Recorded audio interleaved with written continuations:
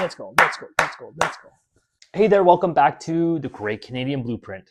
I'm Ian, your guide through Canada's economic past.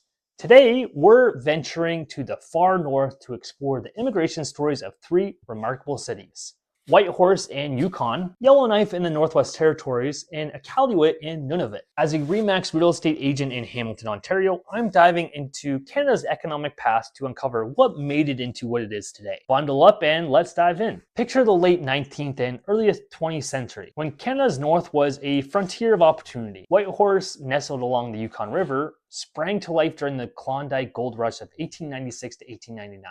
As a key stop on the White Pass and Yukon Route Railway, completed in 1900, it became a hub for prospectors heading to Dawson City. The population swelled to around 2,000 people at its peak, with settlers from the United States, Britain, and Canada, including some Chinese and European workers, driving trade worth an estimated $1 million annually by 1900. By the 1901 census, the population settled at 800, reflecting the transient nature of the gold rush. Yellowknife, on the shores of Great Slave Lake, emerged later, founded in 1934 after gold discoveries. By 1940, its population reached 1,000 people, with miners from Canada and the US fueling a gold industry that generated roughly $500,000 yearly by the 1940s. The Con and Giant mines became economic anchors, with the latter producing over 10,000 gold bricks by 1986. Iqaluit, known as Frobisher Bay until 1987, started as Hudson's Bay Company's trading post in 1914 on Baffin Island. Its population remained small, primarily Inuit, until World War II, when the US Army Air Forces built an air base in 1942, bringing in hundreds of non-Inuit workers and military personnel.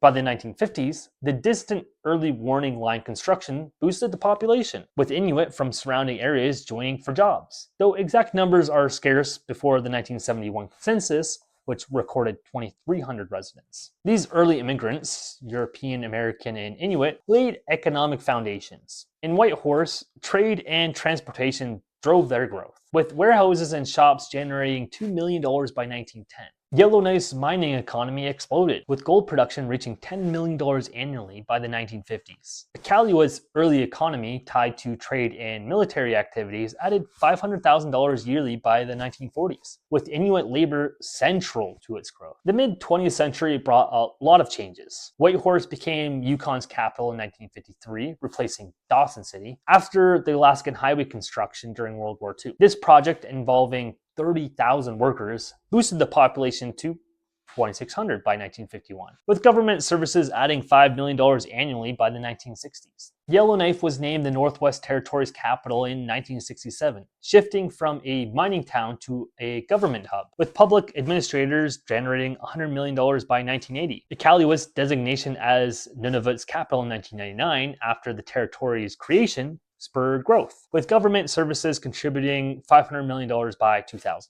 Immigration played a key role in these cities. In Whitehorse, post-war European workers, including Germans and Italians, supported mining and infrastructure, while Yellowknife saw similar inflows from gold and later diamond mining after 1991 discoveries. Iqaluit's non-Inuit population grew with government jobs, attracting Canadians from southern provinces. Today, these cities are still pretty diverse. In 2021, Whitehorse's population was 28,000, with 10.7% being visible minorities, led by Filipinos, South Asians, and Chinese. Yellowknife's 20,000 residents included 17.7% visible minorities. Then Iqaluit's 7,500 residents had 8.9% visible minorities. From gold rushes to modern governance, immigrants have shaped Whitehorse, Yellowknife, and Iqaluit as they've changed over the years. These northern capitals show Canada's diversity and resilience. So what's next?